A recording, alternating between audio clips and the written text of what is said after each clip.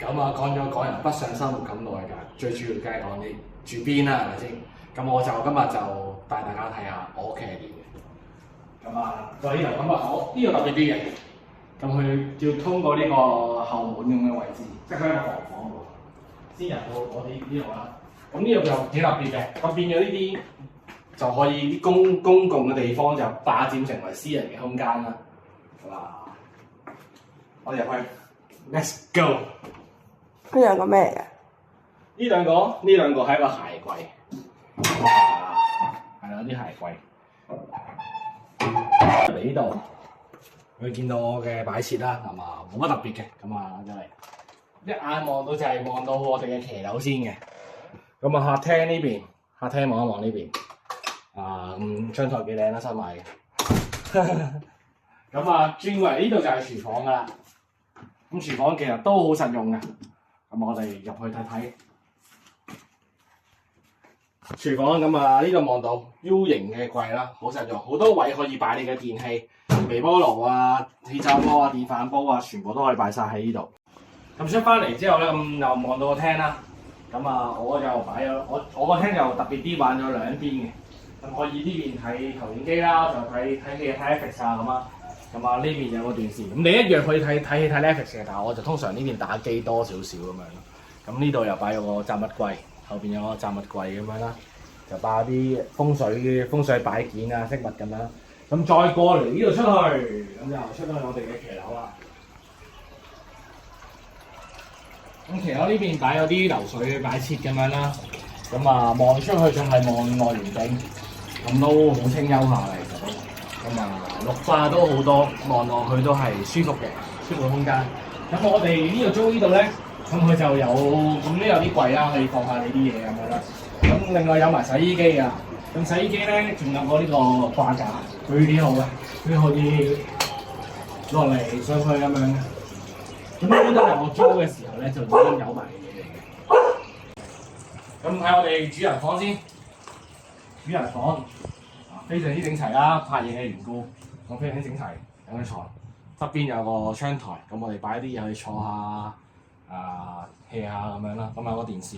咁入嚟呢度特別啲嘅，入嚟呢度咧就叫做好似人哋衣帽間咁樣啦。但係其實我覺得佢唔算實用嘅，因為例如女仔嘅衫佢唔夠掛啦，咁你都係唯有咁樣摺喺度擺咯。呢個設計又即係唔夠方便啦，唔夠方便。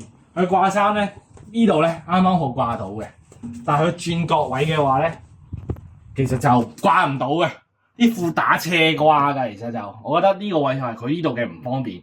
同埋大陸有樣嘢，我覺得都係唔好嘅，就係佢嘅廁所。佢成件事嚟講咧，都有成1100幾尺啦，即係110幾平啦。但係個廁所比例，我覺得真係好細。咁大家可以望一望啦。其他眼望晒㗎，比例真係屬於比較細少少啊。我哋就自己加咗個浴缸落去，其實就咁擺上去嘅啫，就咁擺上去嘅啫，就咁拎走就可以拎翻走㗎啦，即係拎翻去新屋咁樣都得㗎。好，另外呢邊，我哋就去我哋嘅，咁之後落嚟就係我哋嘅工作房啦，叫做工作房啦，咁望下啦。咁一入嚟有個衣櫃嘅，咁嗰度唔係好大位啦，咁啊呢度再俾多個櫃你就放嘢啦。咁另外個電腦，咁啊做嘢嗰啲設施啊，所有嘢喺晒度噶啦。有個按摩椅，咁啊係咯，都係一眼望晒啦呢度。有塊鏡，有個梳妝台，有凳，唔係好多嘢嘅。咁但係你話如果兩個人空間嚟講咧，我就覺得都非常之足夠嘅，係咪？出咗嚟工作室之後咧，咁啊隔離呢度有個多個房嘅第三個房啦。咁冇乜特別嘅呢度，雜物房嚟嘅，主要都係雜物，同埋有張床褥。咁瞓到個客人都得嘅，上面都 OK 有張雙人床嘅。咁隔離呢度就係一個廁所，咁客廁咁樣咯，冇乜特別，有個洗手台咁樣咯。點解我會突然間而家我先至拍翻個居住環境咧？本身我都冇拍開，因為我哋就嚟要搬屋啦。我哋又搬個又唔係話大啲嘅，但係整體係大啲嘅。咁期待我嘅新片。咁呢度補充多少少嘅小區嘅環境咁樣啦。咁啊，屋苑有花有草啊，有水啊，環境 OK 嘅，其實好廣闊嘅。入戶大堂有呢個樣嘅，係幾好 OK 嘅。